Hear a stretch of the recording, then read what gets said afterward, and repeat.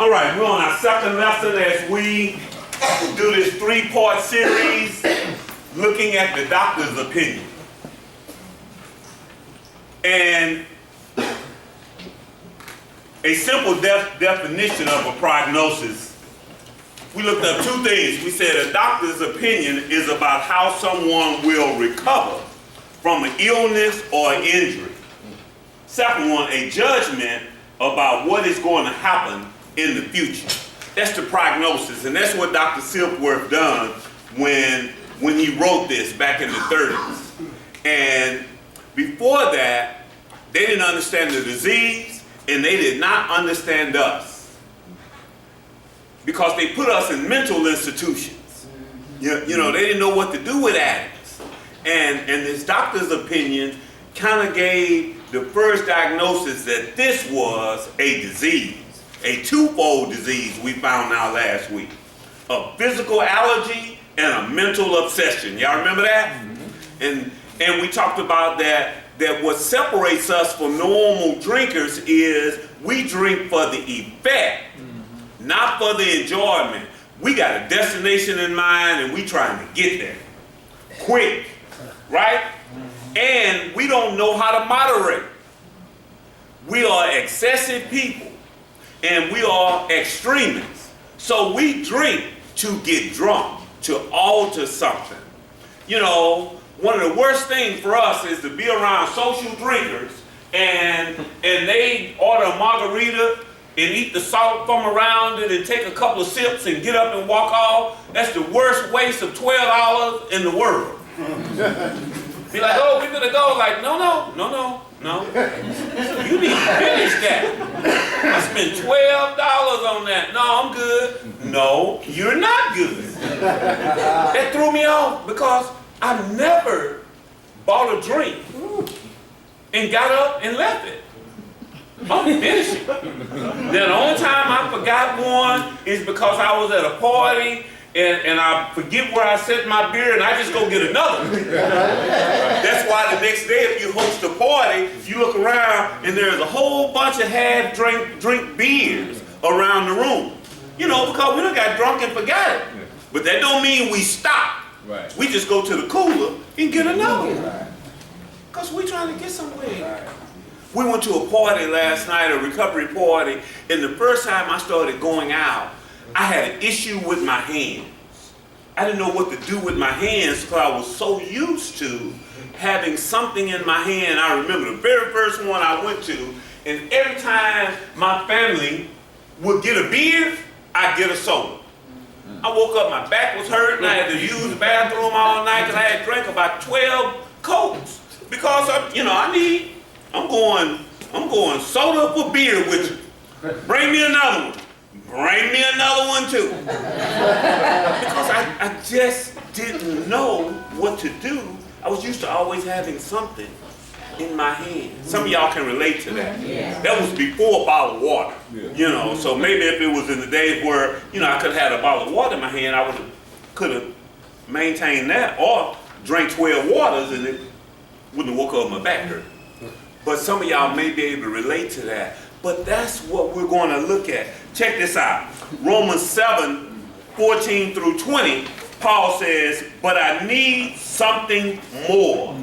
For if I know the law but still can't keep it, and if the power of sin within me keeps sabotaging my best intentions, I obviously need help. I realize that I don't have what it takes. I can will it, but I can't do it. I decide to do good, but I don't really do it. I decide not to do bad, but then I do it anyway. My decisions, such as they are, don't result in action. Something has gone wrong deep within me and gets the better of me every time.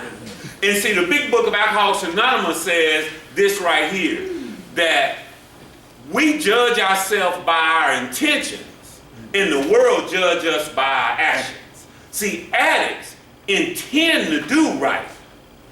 We always fitting them.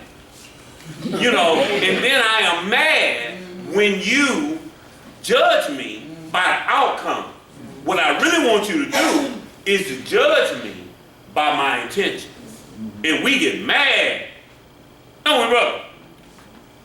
Man, I was going to do it. No, brother. Did you do it? Man, why you always messing with me? Because I'm judging you on your outcome, not on your intentions.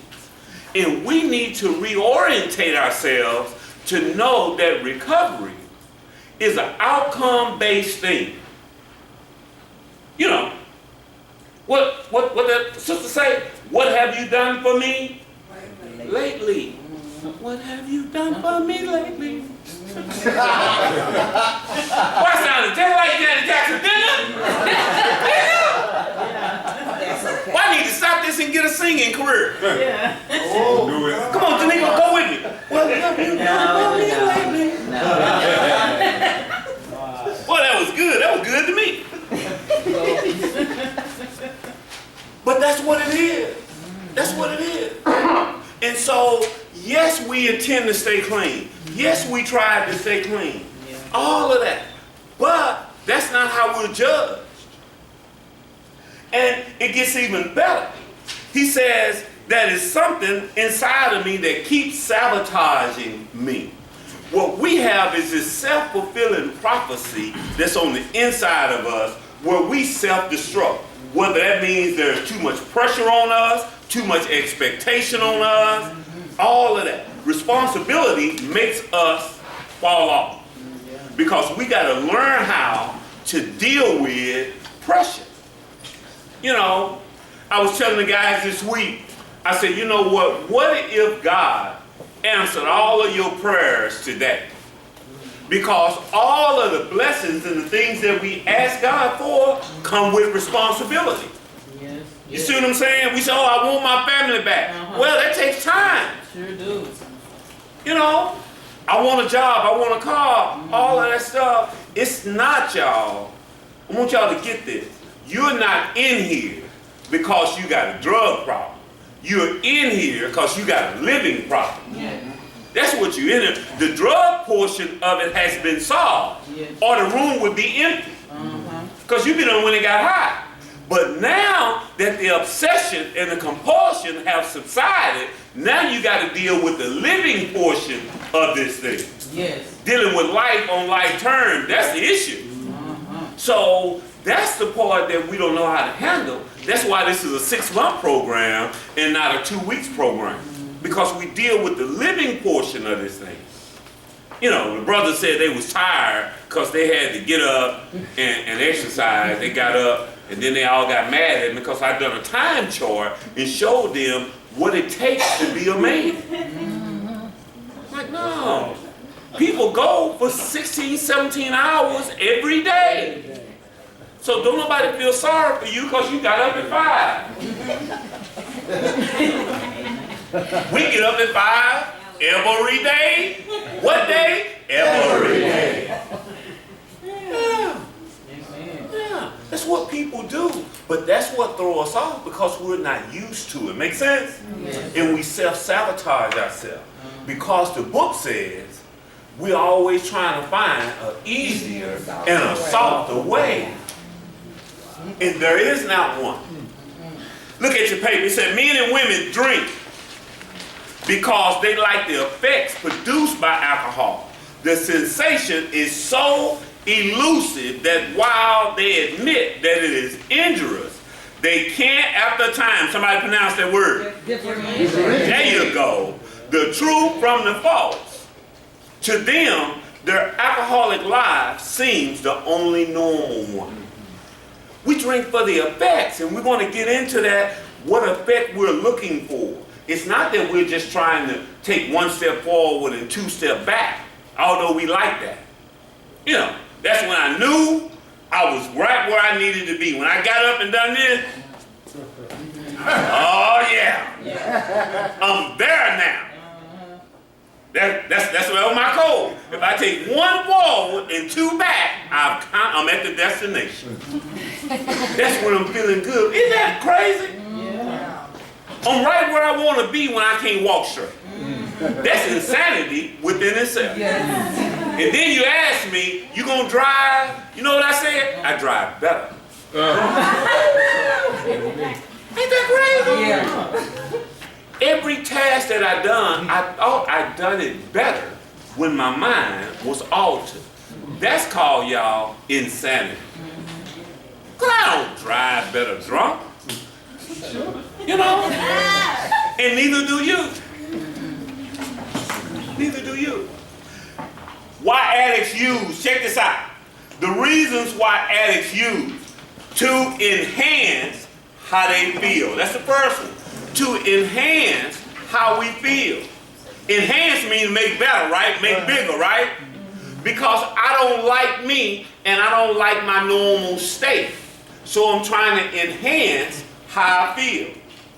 And after a while, y'all, what they found out clinically, after a while, I don't get high.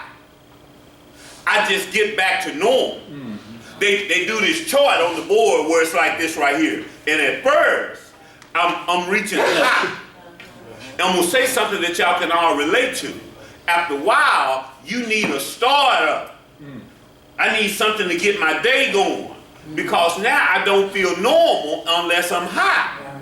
And so I need something to get me going. So I get me a hit, now I can function.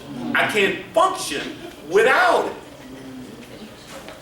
You know, if y'all have family members, if y'all have Netflix, try to look at this movie. It's called Six Balloons. Miss Jackson, I want you to watch that. Miss Jackson, you got Netflix? Yes, sir. Look at this weekend. It's called Six Balloons. And it shows this guy who was a heroin addict and all of the stuff that he sent his sister through. Just altered this poor girl's life. Basically destroyed her life. And she couldn't function. And at the end, she got resolution. But it's called Six Balloons. Great movie that deals with codependency and enabling. Six Balloons. Just came out this week. Great movie. Second one, to avoid feelings.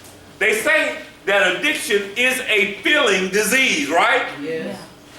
And because I don't like how I feel, I get high so I don't have to feel. Whatever feelings that are, they are. Whether it's bad feelings, good feelings, whatever, anxiety. You know, I have, most addicts, the book says, are sociably unmanageable. And so that's why a lot of us last night when we went to the little party, we were sitting on the wall. Because we just didn't know what to do. Because we was in a social environment and we didn't know how to act.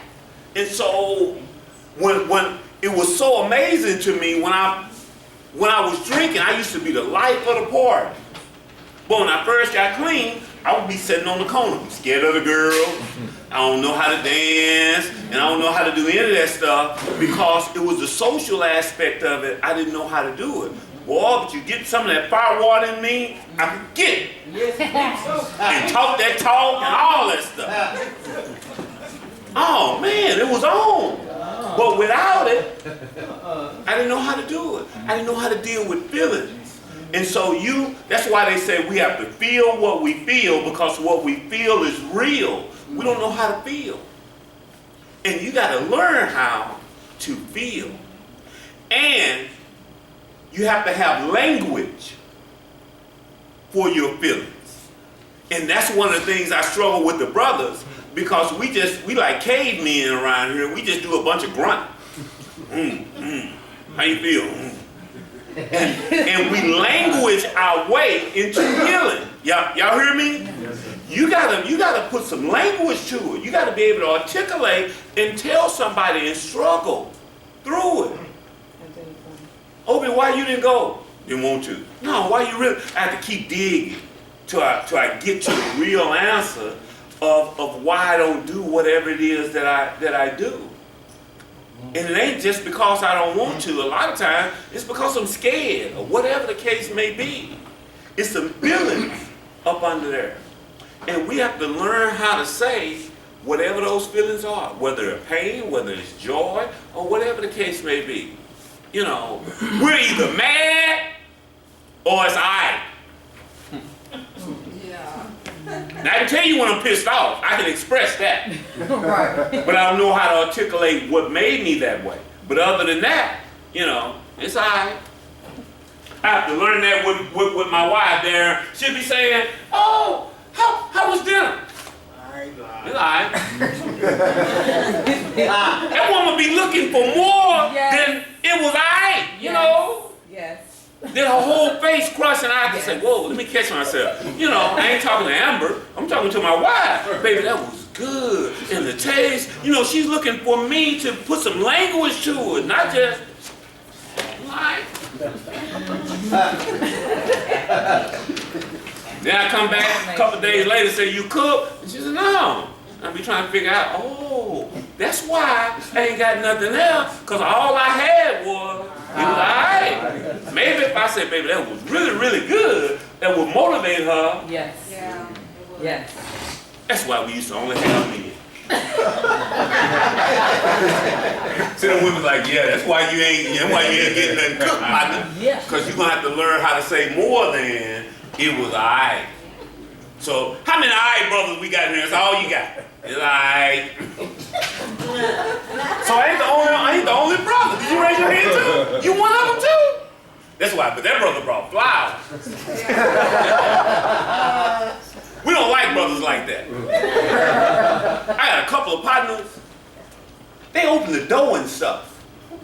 And it puts me on the spot. You know, we go to places, you know, I'm walking and shooting. I'm almost in the car. They standing and opening the door. I'm like, man, don't be doing that around me. You make me look bad. You know, just get in the car. She got hands.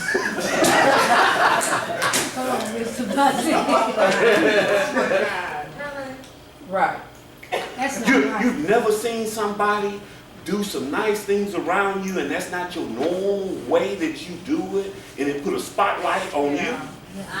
Yeah.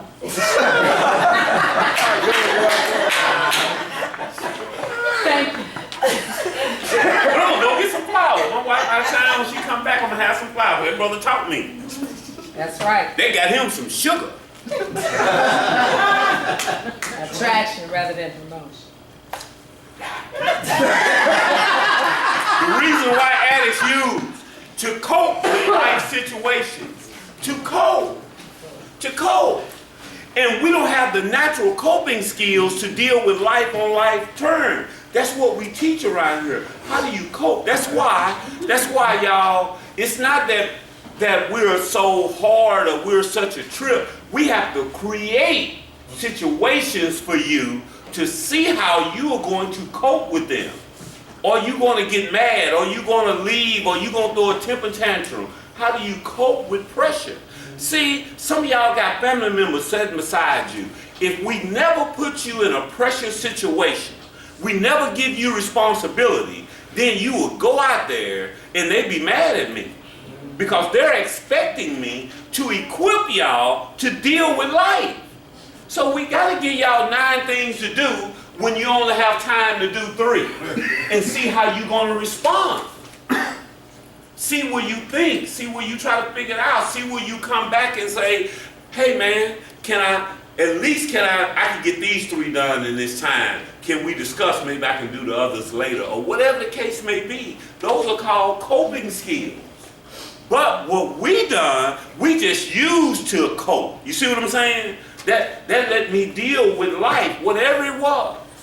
Whether it was fun, whether it was pressure, whether it was just normal day-to-day activity. But now that we don't have any drugs, we got to learn how to cope with life. The brothers say I'm hard to talk to because I correct it. and I see brothers who I hear them in the hall, I can hear them talking way in my office from around the corner. What you want? They come into me and they say,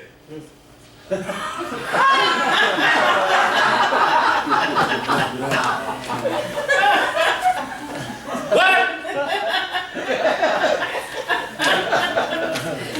Oh man.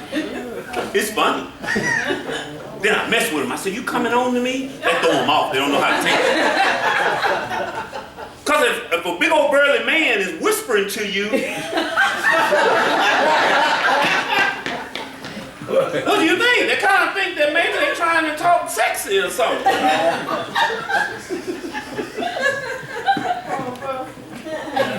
For real. Then that make them speak up. I ain't about to come on. D, to lower or enhance their inhibitions. Somebody tell me, what is inhibitions? Morals and values.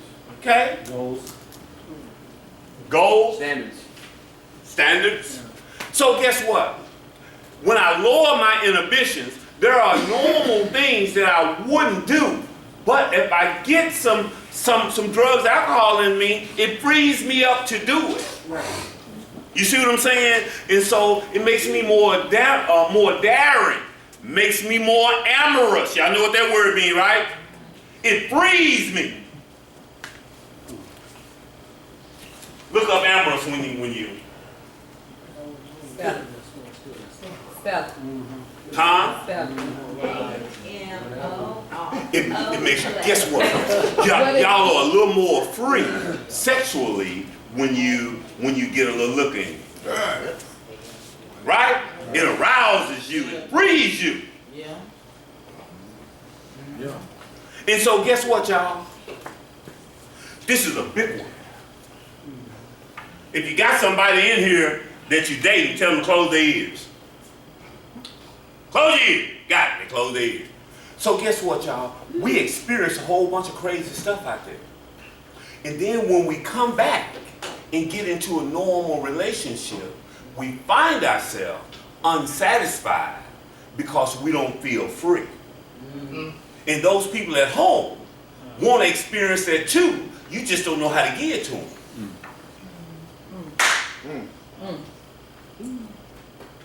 Because that's why we go out there and buy it on the streets, because now I'm free. And then I come home and it's straight missionary. That's the truth. That's why a lot of us fall off. We grown. Somebody that ain't got nobody in here tell me that I'm lying. And you go home and you're frustrated because when you got high, it lowered your inhibitions and made you do things that you wouldn't normally do. Yes, it did. And so now, without it, you stop. You right. You stop. Right. Yeah. Yeah, you That. You so right. And they saying, never mind. E, to feel normal. To feel normal. That's why we use to feel normal. Whatever that is. And y'all, guess what? You gotta figure out what normal is. That's very important for you to figure out what is normal. What is your new normal going to be? That makes sense? See, because we live so abnormally in the past. So now we got to figure out what does it look like. You know, I ask the men this all the time. When was the last time you had a job, a car, an apartment, and a relationship, and you was responsible for all of that all at the same time? And done that for 1 year. Had a job, car, place to stay, relationship, and you were responsible for a whole year. That's normal. Guess what, y'all? Most 19-year-olds and 20-year-olds do that, and you probably done it too at that time. But you've lost the ability to do that. That's what normal is. I was, I guess, maybe 31 when I got my first apartment out of here by myself. And when I got in there, I was scared to death. But that wasn't my first time. Shoot. I had my own place at 19 and I wasn't scared. Now here I was, a fully grown man, living in this place by myself and having to call for instructions. What I do now?